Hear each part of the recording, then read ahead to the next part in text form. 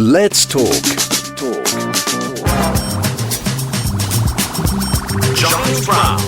In the time of Ebola, youth, family and emergency in Sierra Leone, the anthropologist Jonah Lipton was in Freetown, Sierra Leone, when the largest Ebola outbreak in history hit. It is the subject of a fascinating and different book that has just come out. I'm delighted to say that Jonah joins us live on the line now. Jonah, good morning to you. Good morning, Giles. Thanks for joining me. Whereabouts are you, by the way? Are you in Freetown or are you in the UK? Where are you? Yeah, I'm back in the UK, so I'm in London now. So for those who don't know, explain a little bit about what you were doing, and also because I don't think many people may be aware kind of exactly where Sierra Leone and what Freetown is like. Yeah, so my background is in social anthropology, and I was doing a PhD back in 2014. And what social anthropologists do is they go and live in a community in another place in the world for an extended period of time. So at the London School of Economics, where I was doing my PhD, we would go and spend a year and a half living in a community in a different part of the world and immersing yourself in the life of that community. You do things like learn the language, you would build close relationships with people around you, and every day you would record what was happening in these sort of field notes. So my research project was in Sierra Leone, which is a country in West Africa. Freetown is the capital city of that country. So I was out there.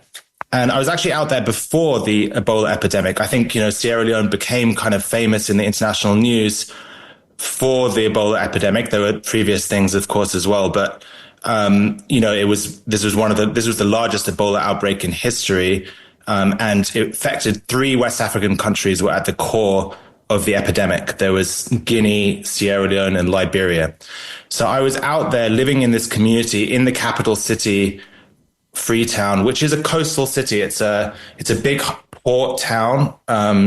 It's very connected to the sort of Atlantic world. It was originally, actually, it has an incredibly interesting history, which I can kind of get into now a little bit if you like. So it's currently it's a poor, large city with a port town. It has a very kind of interesting history that it was established by former slaves from the British Empire after the international ban on the slave trade. So actually the first settlers were 400 Londoners, black Londoners, who returned to Africa to set up this kind of free city where they could kind of live freely. And then they were joined by other former slaves from other sort of parts of the British Empire. So that was kind of the history of Freetown. And then it became the sort of capital city of British West Africa. So it was a major sort of British colonial city. So when you go to the downtown areas of Freetown, you'll see old English kind of churches. You'll even see sort of red post boxes around and, this kind of British colonial stuff. And then Sierra Leone gained independence in the early 60s. I was living in a sort of urban community that I would say was pretty poor, but it was kind of a mixed community. It was very, very tight knit. People really knew each other extremely well. They lived these very sort of integrated lives. 9 months into this fieldwork project, which actually began I was really interested in the lives of young people, in particular young adults, and looking at kind of family life among young adults in Freetown. And that was kind of an interesting question because they had a civil war in Sierra Leone in the 1990s. That was also another thing that people kind of think of Sierra Leone, associate with Sierra Leone. So there was a civil war, and many of the fighters in that war, many of the rebel soldiers were these sort of young men in particular, and many of them migrated afterwards to Freetown and sort of tried to build up their lives. And so I was kind of looking at that process, looking at those young people and how they were going in building up their lives. There I am, kind of living in this community. And then 9 months into this project, I hear about this virus, this outbreak of a virus. At that point, it was across the border. It was in the neighboring country in Guinea. But those sort of rural borderland areas, people regularly cross them. The border is pretty informal in those rural areas, and people have family across the border. So people were kind of moving back and forth, and the virus spread into Sierra Leone, and then it sort of began to spread through the country.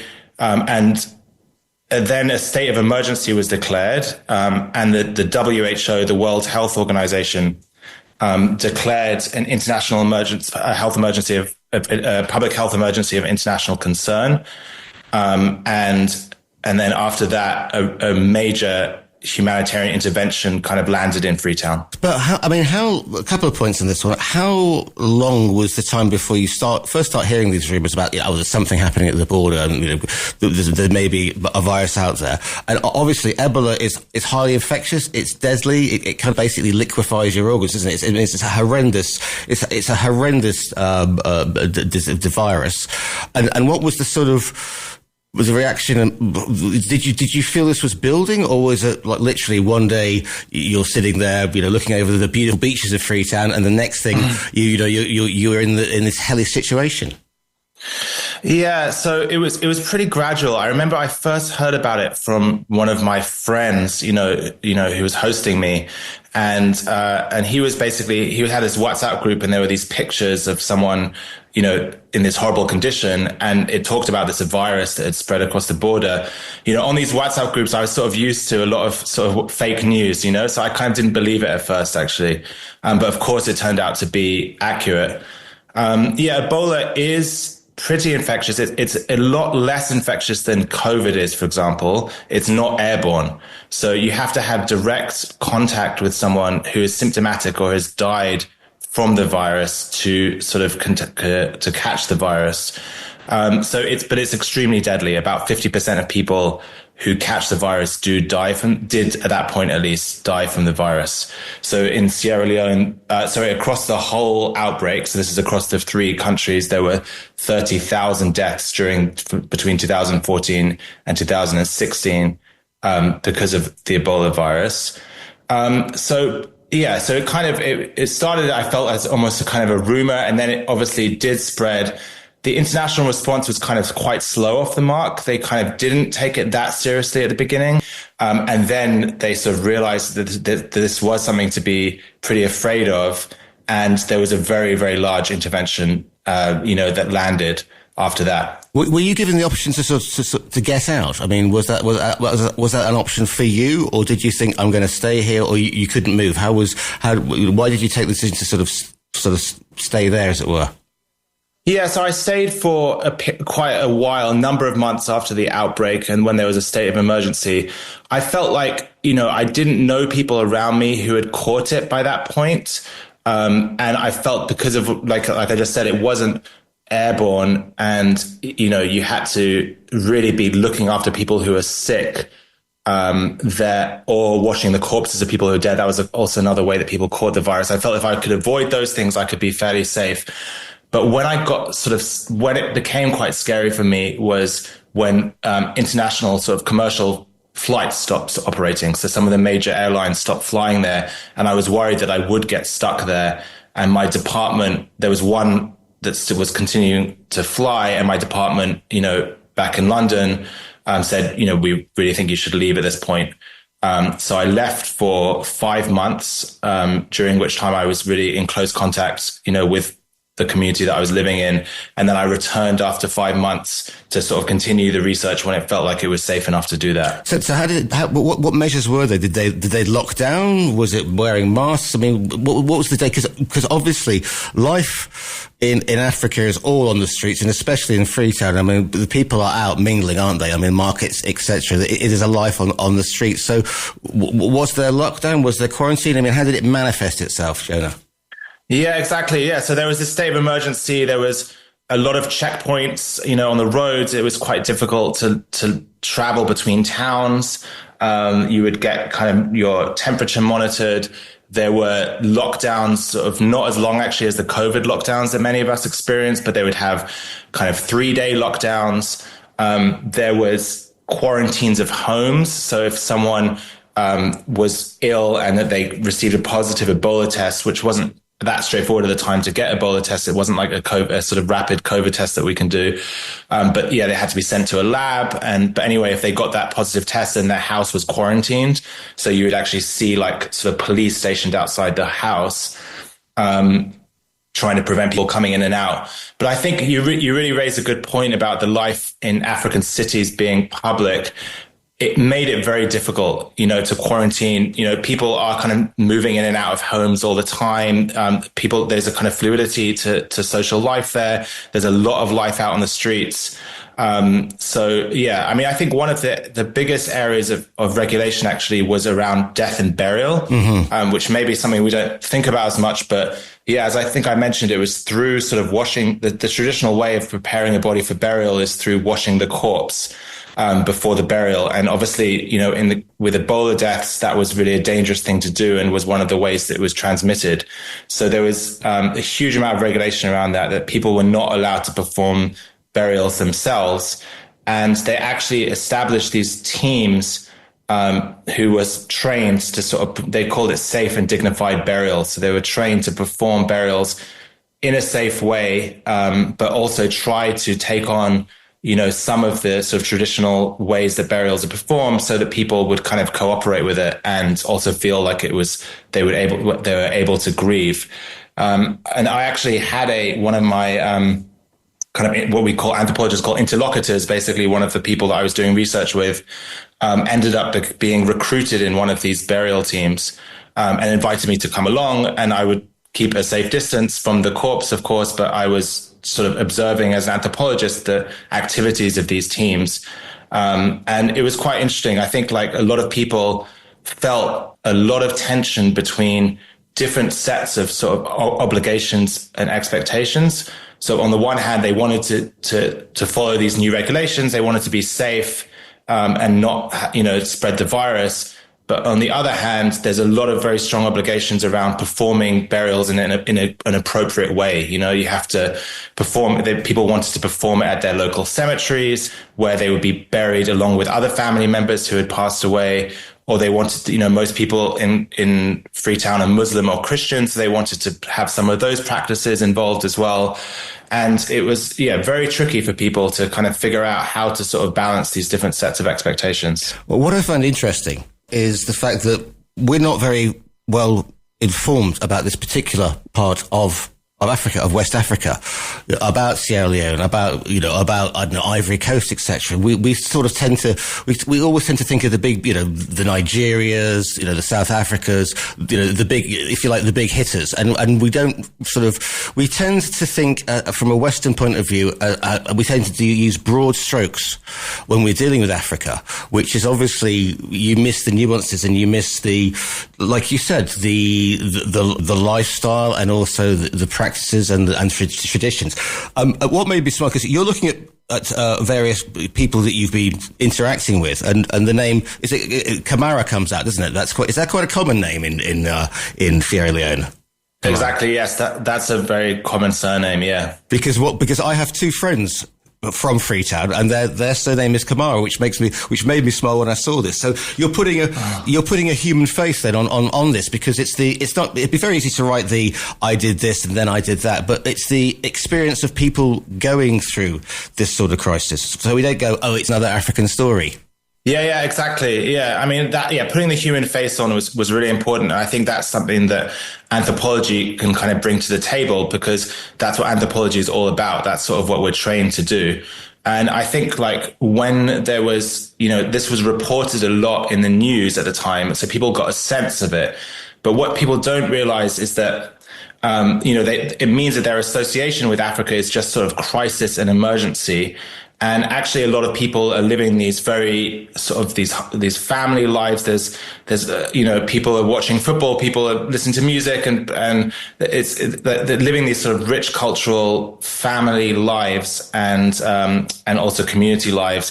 And I'm trying to sort of say, in the book, I'm trying to say, like, what does a kind of big emergency look like for people, when you start not from the kind of starting point of the emergency, but when you start from the starting point of life in an ordinary community? Like, what ordinary people's experiences of emergencies like, and how does that sort of change the way that we maybe see emergencies and actually sort of respond to emergencies when we take kind of day-to-day ordinary life as a sort of starting point. And two things come off that. One is, because when the pandemic hit the UK, everybody was saying, "Oh, it was wonderful. I got to know my neighbours. We were all standing on the front porch and applauding, and we felt like a community again." So one is, would I be right in presuming there's a bigger sense of community in Freetown, i.e. the family unit is still intact? And the second one is, do you have to be sort of quite careful when an outside organisation such as the World Health Organization or whoever goes in, that it isn't being kind of imperialist or we're here now, you don't know what you're doing because you're Africans? Yeah, I think that's a really great point. Yeah. I mean, I think there are differences in how people live in, different parts of the world. I think that, that there are that is the life, day-to-day life in Freetown is just, people do absolutely know their neighbors. They're totally reliant on their neighbors. And I think when there's a sort of emergency, people kind of look after each other. But of course, when it's an epidemic, it also puts people at danger if they're living in that sort of close proximity. And that second point, Giles, is absolutely is a really, really important point to make. In many ways in Freetown, the intervention was welcome. There were aspects of it, I would say, that were welcome. People liked the fact that there was, they were building up this sort of medical infrastructure, and that the intervention ended up sort of creating for a temporary period of time a sort of semblance of like a kind of normal health system that people were kind of wanted in many ways. But I think one of the major problems with it was it was temporary. So this intervention ended up costing $3.5 billion. But it absolutely was not built to last. So I remember visiting a treatment center. I was back in Sierra Leone. I was actually in a rural area a couple years, just like maybe 1 or 2 years after the end of the outbreak. So this was sort of in 2018 or something like that. And someone took me to visit an old Ebola treatment center, and it was completely dilapidated. It had been built with temporary materials. It was overgrown. It was like they didn't have the sort of intervention, the humanitarian response that built it. They didn't have any idea of that this should be a lasting contribution to Sierra Leone's health system, which is extremely under-resourced, And I think that was a major sort of turning point in the way I saw it, was thinking, okay, so, this intervention, they were trying to do something, they were trying to prevent the spread of this disease, which was a sort of really legitimate thing. But actually they were sort of leaving the health system in the same kind of precarious situation that it was before. And when we think about that, it means, viruses, zoonotic viruses that can transmit from animals to humans, like Ebola or COVID. If there's another one of these, and there is Mpox, it's not in Sierra Leone now, but it is in other African countries, the actual health system and the Sierra Leone state will actually be in absolutely the same sort of position that it was in before, and not able to sort of contain it by itself, and therefore sort of reliant on an international intervention, which kind of reinforces those same sort of, like you say, almost sort of imperial dynamics. Yeah, it's a stereotype that Africa can't look after itself, but at the same point, it's a bit like being a fireman and going to fight a fire out and saying, okay, well, look after yourselves, and by the way, there's a box of matches, because if you don't put the system in and the training in, you can't nip it early in the bud. Absolutely, that's absolutely right. And I think you also have to look at the sort of broader politics and economy that's going on. Sierra Leone has a lot of mineral wealth. There's diamonds there's bauxite, and the other minerals that, there's extreme mineral wealth, but it's actually most of it, nearly all of it, does not go to benefit sort of ordinary people in Sierra Leone. Sierra Leoneans are extremely poor, and the state is extremely under-resourced. Most of these resources are owned by foreign corporations, or they sort of are bought extremely cheaply and end up sort of benefiting so rich countries, really, to put it very bluntly. And you could sort of think about it, if you think about it that way, if Sierra Leone had a kind of strong state, or and this is very common across other countries in Africa as well, if they had a strong state, if they were able to control their own resources, they could build up the health system and they could sort of do this by themselves and not be reliant on the international support. But actually, the current situation of not having a strong state means that, these resources can be bought or extracted very, very cheaply by the international sort of corporations and community. And it sort of keeps that sort of system intact. Yeah. And also, again, it reinforces that thing that Africa is corrupt. So there's no point giving the money to the government because they'll buy themselves Mercedes and the rest of the community won't get it. And that's just, it's the narrative as always, that sort of imperialistic thing. I'm just thinking about the effect as well that this had on sort of young people, because I talk a lot about this with the situation we went through a couple of years ago, and how I'm in my 50s. If that had happened, COVID had happened when I was in my teens, I don't think I would have been able to sort of cope with it really that well. What sort of effect did it have on to young men and young women in Freetown, in Sierra Leone in general? Yeah, so a lot of young people in Freetown are caught in what has been termed the crisis of youth. So this is sort of the thing where, being able to sort of gather, it's hard to come by a good job, or people work in these sort of informal jobs and maybe they can make some money, but it's hard to sort of get regular income. It's hard to buy a house, that kind of thing. So, and this is a problem that people in Africa face. Of course, it's a problem that a lot of people around the world now are facing, young people. And so basically it means that they're sort of stuck in what people call the crisis of youth. So it's sort of, they're getting older, but they're not able to sort of reach adulthood in a kind of socially sort of respected way. So they're sort of end up getting stuck in this intermediate sort of category, which is sort of quite unstable and maybe a little bit stigmatized and things like that. So I think Ebola, that was sort of the context that many people were in before Ebola. And I think Ebola had this sort of quite unusual impact. On the one hand, it was another crisis that people had to deal with and another obstacle. But on the other hand, it was actually a kind of an opportunity for people who were already, especially young people who were already in this kind of crisis. And this is something I, talk about in the book, but it's really, I mentioned before the example of a young man named Peter who was working as a motorbike taxi driver in Freetown, and that was this informal profession, and it was quite dangerous, but it was a way of making money, and it was actually quite actively sort of I was oppressed by the state, I would say, or the police would regularly pull over these drivers and try and get fines from them or bribes and try and prevent them from operating in the downtown area. So there was a sort of fight that they were having with the state before Ebola. And Peter was actually quite active in the Motorbike Taxi Drivers Union. So this was a quite impressive organization that was set up where a lot of drivers came together to sort of try and get more rights, basically, and protection so that they could sort of perform their job, more safely. So that was sort of the thing. But he had never held a sort of regular salary job. He was working in this kind of informal economy. And then during Ebola, they needed a lot of workers to sort of man, and a lot of young men and women ended up working in the Ebola response.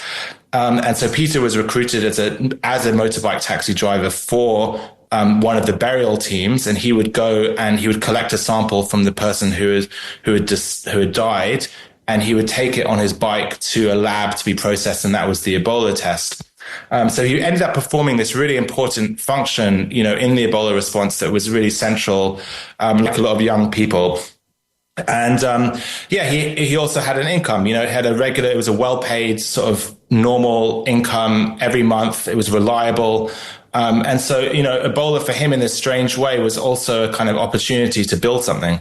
Because this is the thing, isn't it? Because people go, and I'm not going to get geopolitical, but this is the reason we've got migration on some points, because they're, especially now with smartphones, people are seeing a world which seems to be utopia for them, and they want to get out of their sleepy wherever they are. And if you cannot build a life, then you'll go somewhere where you think you can. And again, we go on about, if we give these people jobs that are worth doing and just don't go, oh, it's Africa, then we won't have the problems that we get now. And to build, because I said before, Sierra Leone is a beautiful country. I've seen the beaches. It's tourists would die for that, the colour of those beaches.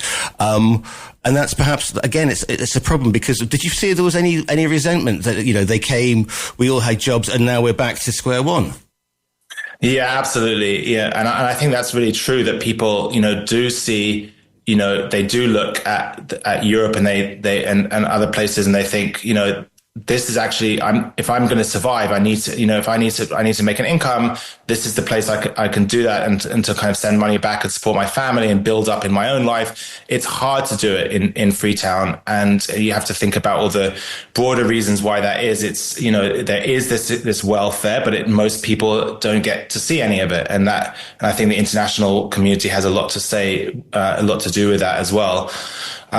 So yeah, I think that is absolutely sort of how I see, and it's an interesting point you make about the beaches. Like, I think if the economy was a bit stronger in Sierra Leone, people wouldn't, want to leave. It is a really beautiful country. And, I would really highly recommend your listeners to visit. It's really a beautiful place. What are you hoping that people are going to take, from your book, Jonah? Yeah, I mean, I think it works on different levels. I think, one of the things is it does tell these stories that are not anywhere else. We didn't get to really hear and follow the lives of ordinary people, living their lives, before an emergency, during the Ebola emergency, and then afterwards. I went back and I returned and followed these lives. And so part of it is just, if you're interested in the lives of people and understanding what people's lives in somewhere like Sierra Leone are like, it tells those stories, and hopefully in quite a sort of entertaining way. And then I think on another level, it also has these lessons for, how we can go about doing, public health or global health better. I think there's lessons that we can learn for future epidemics, and there's lessons that we can learn for sort of thinking about new crises over in Africa. The book, unfortunately, I'm going to run out of time. The book is called In the Time of Ebola. You can order it from our own virtual bookstore. Jonah, thank you so much for your time today. Giles, it was really great to talk to you. Thank you.